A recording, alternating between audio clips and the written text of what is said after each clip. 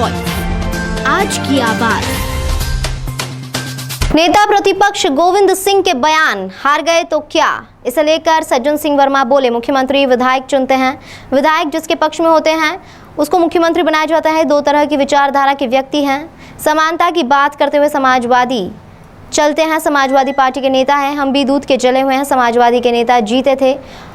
बबलू शुक्ला, समाजवादी के नेताओं की सोच ऐसी नहीं रहती, लेकिन वह भी भाजपा में शामिल हो गए। पद के भूखे नहीं होते तो एक चलती हुई सरकार को, कांग्रेस की सरकार को आपने गिराने का पाप किया है।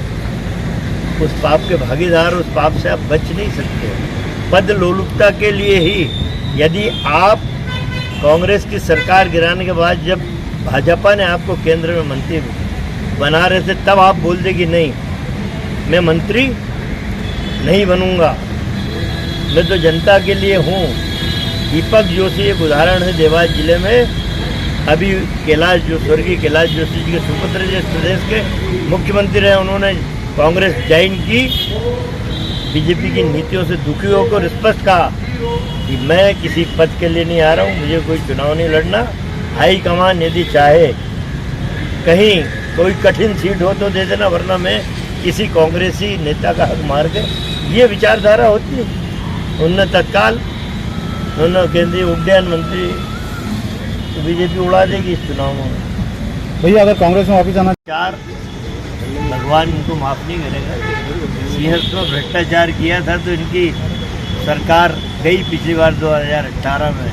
अब महाकाल लोक में जो भ्रष्टाचार किया 2023 में इनकी सरकार तो फिर आने वाली है। इसी धर्म क्षेत्र उज्जैन में जहाँ 12 साल में सिंहस्थ लगता है, सिंहस्थ की वो भूमि जहाँ सैटेलाइट टाउन बनाया जाता है, जहाँ बड़े बड़े धर्माचार्यों के पंडाल लगते हैं, उस सिंहस्थ की धर्म भूमि को इन्होंने मास्टर प्लान लागू किया उज्जैन का, उसमें आवासीय घोषित कर दिया, मतलब भूमाफियाओं को खुली छूट दे दी।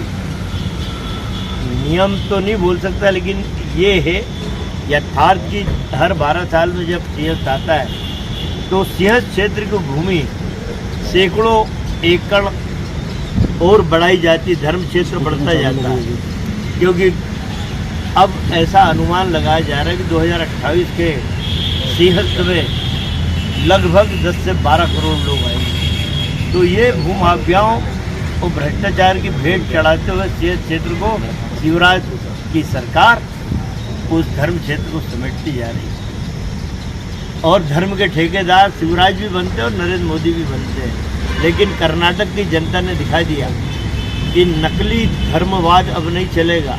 बजरंगबली का नाम लेके धर्म का राजनीति का शिकार करोगे, नहीं चलेगा। कर्नाटक की जनता ने उल्टा दिया। आज मैं जिस जगह देवास में खड़ा हूँ, माता की टेकरी, यहाँ करोड़ों लोग आते हैं। दोनों जब हमारे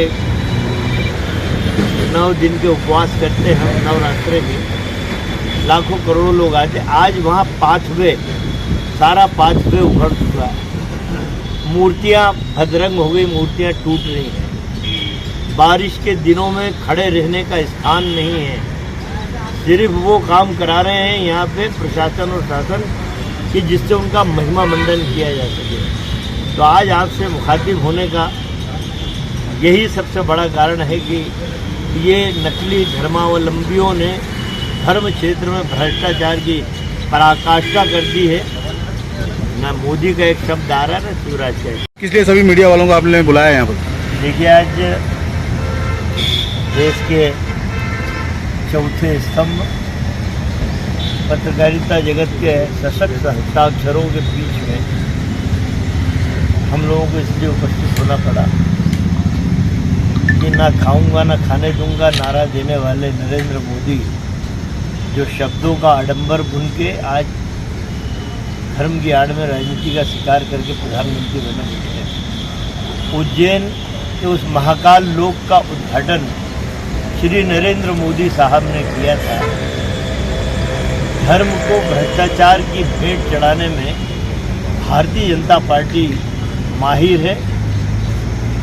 महाकाल लोक की जो दुर्दशा हुई है, आप सब ने देखा है कि आपके चैनलों ने दिखाया है, समाचार पत्रों ने खूब छापा है कि किस तरह छोटी सी आंधी आती है और सप्त ऋषि की मूर्तियाँ कमल के फूल से उतर के नीचे गिर जाती हैं। कल परसों भी एक डेलीगेशन गया, वो जब दौरा कर रहे थे उसी समय ऊपर का गुंबद गिरा। ईश्वर की कृपा है कि उसमें भी किसी की कैजुअलिटी नहीं हुई, नीचे टूट गई टाइल से वाइल से।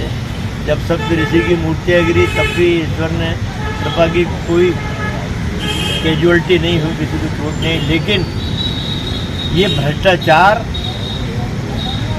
महाकाल लोक का, क्या एक प्रधानमंत्री को जो इसका उद्घाटन करता है उसके शब्द नहीं आना चाहिए, उनके विचार नहीं आना चाहिए। हमारे देश की वो पहलवान जो पद्म भूषण दिल्ली की सड़कों पे 1-1.5 महीने से बैठी, उनके लिए एक शब्द भी नहीं। मैं अभी बात कर रहा हूँ धर्म क्षेत्र की। सवाल किया, अगर हार गए तो क्या? अखबारों में खबर लगी है, कल भी लगी थी, मैं पढ़ रहा था अखबार में। उन्होंने कहा कि हार गए तो क्या। उनका पहला, गोविंद सिंह जी का ये था कि मुख्यमंत्री विधायक चुनते हैं, विधायक जिस व्यक्ति के पक्ष में ज़्यादा होते हैं उसको मुख्यमंत्री उनकी राय से बनाएंगे। गोविंद सिंह जी समाजवादी पार्टी से हमारी कांग्रेस पार्टी में आए। समाजवादी डीएनए, दो तरह की लोहिया के विचार वाले, बहुत ही मैं कहूँ कि समानता की बात करते हुए, सर्वधर्म की बात करते हुए चलते हैं। मैं इसलिए कह रहा हूँ कि एक हम भी दूध के जले हुए हैं। समाजवादी पार्टी के एक छतरपुर से भी एमएलए जीते थे 2018 के चुनाव में, बबलू शुक्ला। समाजवादियों की विचारधारा कभी भी ऐसी नहीं रही कि भाजपा से मेल खाए, लेकिन वो भाजपा में शामिल हो गए। समाजवादी का ये चिंतन होता है कि मैं अपने साथ जो व्यवहार चाहता हूँ वही व्यवहार मुझे दूसरे के साथ करना चाहिए, ये असली समाजवादी चिंतन है। लेकिन डॉक्टर गोविंद सिंह जी कभी कभी भूल जाते हैं कि डॉक्टर गोविंद सिंह जी नेता प्रतिपक्ष बने हैं। क्या विधायकों ने उनको चुना है? क्या नहीं चुना। आप वरिष्ठ थे तो हमने भी मान लिया कि चलो गोविंद सिंह जी बन रहे हैं तो बना दो। इसी तरह कमलनाथ जी और कांग्रेस के नाम पे इस प्रदेश में वोट पड़ेगा। आम जनता की भावना कमलनाथ जी के साथ है कि 1.25 साल की सरकार में जिस तरह सरकार चला के जो काम मध्य प्रदेश की धरती पे किए हैं वो लोगों के लिए एक प्रेरणा का काम कर रहे हैं। तो अब जो गोविंद सिंह जी को कहना कहें, तो समाजवादी विचारधारा तो ये है कि अपने लिए जो व्यवहार आप चाहते हो दूसरे के लिए भी आपको व्यवहार करना पड़ेगा। तो कमलनाथ जी हमारे नेता हैं, बनेंगे। क्या विद्रोह माना जाए भैया इसको? विद्रोह था और कमलनाथ जी की सरकार ने फैसला दिया था इसके। बिल्कुल, मैं वही तो कह रहा हूँ, मेरे शब्द ही ये नकली धर्म के ठेकेदार जब नरेंद्र मोदी जी से महाकाल लोक का उद्घाटन कराया तो महिमा मंडन कर रहे थे कि देखिए बीजेपी किस तरह धर्म क्षेत्रों का सौंदर्यीकरण कर रही है, किस तरीके से हम उसे बढ़ावा दे रहे हैं। जबकि मैं